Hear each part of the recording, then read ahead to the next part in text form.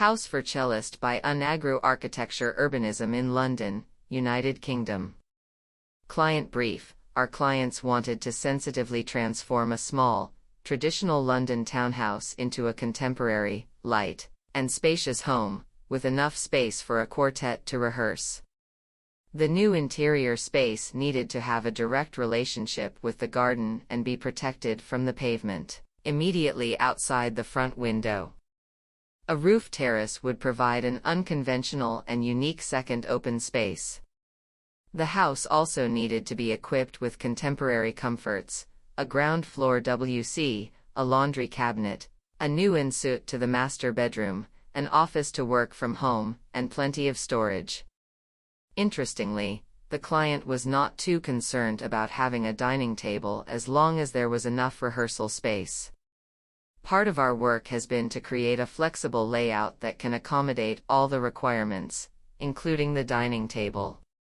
Design statement. The original three-story townhouse was built around 1850 as part of an infill terrace development in North London.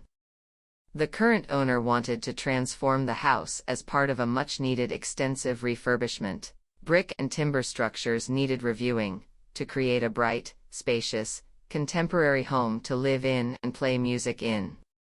We added a generous single-story ground floor rear extension and a roof terrace on the top floor, replacing old additions to the house, dating to the 1970s and 1990s. The ground floor plan is one sizable broken plan, with a wide entrance hall organically flowing into the rest of the space. The kitchen is at the front of the house, enclosed in semi-transparent wood and a glass box with sliding doors. The private open-plan living space is open to the rear garden.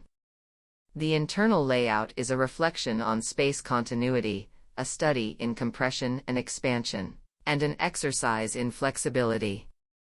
The livable space on the ground floor is outlined by the intersection between the rectangular footprint and a triangular prism, enclosing all the service areas and the stairs. The resulting space is open to the flow. There are no corridors or doors, just a box semi-enclosing the kitchen and a circular skylight. The angles generated by the intersection of the triangle create pockets of privacy. The garden is not visible from the entrance, and one must reach the middle of the house before appreciating the depth of the extension and the openness of the space.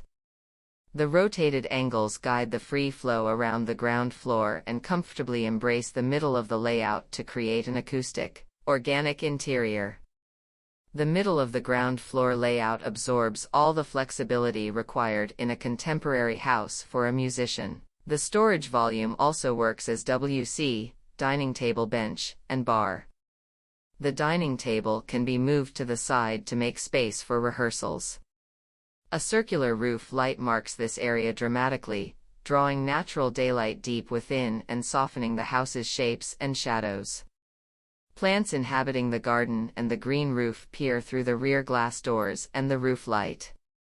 The roof terrace is accessed through a bespoke steel staircase on the second floor and a bespoke electric roof hatch. The base of the stair acts as a planter, and an interior tap will serve as an irrigation system. Traces of the past are evident throughout the house. We were mindful to enhance rather than lose any of the characters of the original architecture. In the master bedroom, on the top floor, the original brick chimney is left exposed, bringing texture to the space and adding a unique feature to the room. The material palette contributes to the tranquility and the acoustic comfort of the interior. Light oak floors, matching joinery, and rough lime plaster are the dominant elements on the ground floor. Stone details, mostly green marble, are scattered around the house to underline threshold areas. The rear elevation is clad in reclaimed bricks with a stone upright, a design reference to Tony Fretton architect's Mullenplane houses. The roof terrace is finished in LEED and IPA decking. Sustainability strategy. The ground floor and roof have been rebuilt to provide adequate insulation. All the windows that did not have secondary glazing have been replaced with double-glazed units. The extension is covered with a wildflower green roof that enhances biodiversity and reduces the risk of local flooding.